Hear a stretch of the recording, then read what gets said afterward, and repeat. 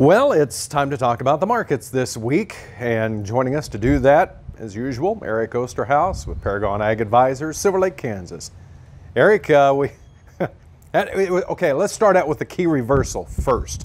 That was probably the biggest story of the week. That was on Monday. Yes, very exciting, of course, something we've been waiting on, something we've been talking about for several weeks.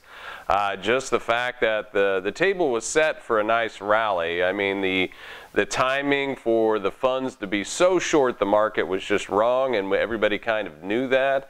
But again, you know, something finally sparked it, I guess, to get the funds to lighten up their positions and give us time to trade some of these weather issues that we're having out there.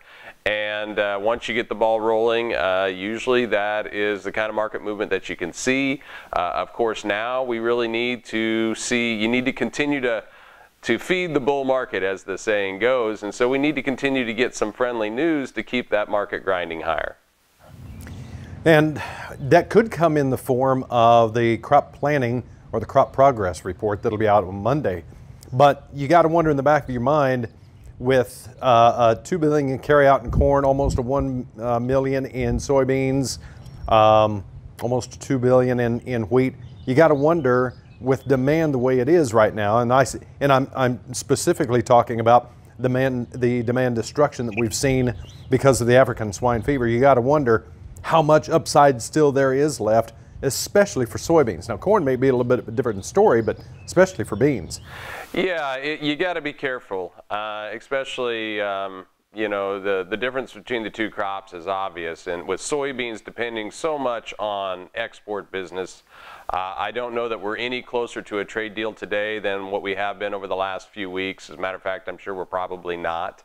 The fact is that our carryout on beans is still looking troublesome, and with precisely the reason why we are rallying, one of the fears is the fact that we're rallying because of all this wet weather and delays in planting, especially with corn. And of course, the thought being that the longer this goes, the more bean acres are going to go showing up, and again, that's not necessarily as friendly. And I think that's why, even with this short covering rally that we've seen, you've really seen more activity to the upside in corn and wheat necessarily than you've seen in beans, because of precisely that reason. And so I think one has to be, you know, at least recognize the fact that beans do frankly have a bigger hill to climb than especially like the corn market. What do you think of this this cattle market? You know, we did see a little bit of test to trade at 117 earlier on in the week, and I know the cattle trucks were running pretty hot and heavy on Thursday. This is a market that the charts turn kind of ugly. Excuse me, ugly, and there's still some longs in that market that seem like they need to be cleared out or maybe get back in. What do you think here going forward?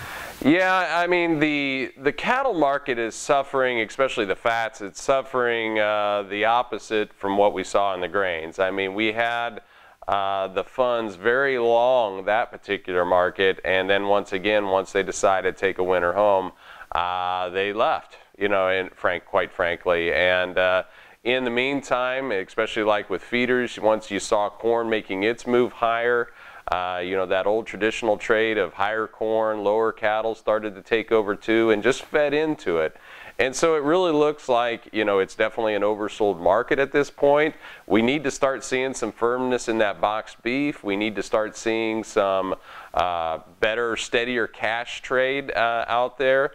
And again, there are some, you know, again, we're talking about flooding again, you know, and so once again, I do think cattle has a chance, especially on the fats, if we start getting backed up again because of flooding issues for the product. So there are some stories out there again for cattle, but we really technically, at the very least, we need to look like we're feeling around for a bottom and consolidate for a little while, maybe build a base that we can come from. And we just, I'm not sure if we're there yet, but it looks like we're maybe trying to get there. Okay. We got less than 60 seconds left here. Any thoughts going into next week?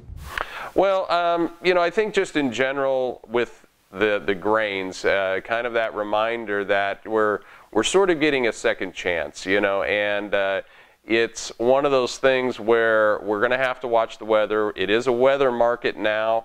Weather markets can be pretty fickle. You know, the forecasts will cause the market now to move higher or lower depending on them adding rain or backing out rain, and let alone the actual results. And so, you know, for the markets that are out there, you just have to make sure that you're being prudent with what's going on, and don't get caught too long watching the ducks fly around, as the saying goes. All right, what's the website? www.myagadvisor.com. All right, stay tuned. We'll be back in a moment.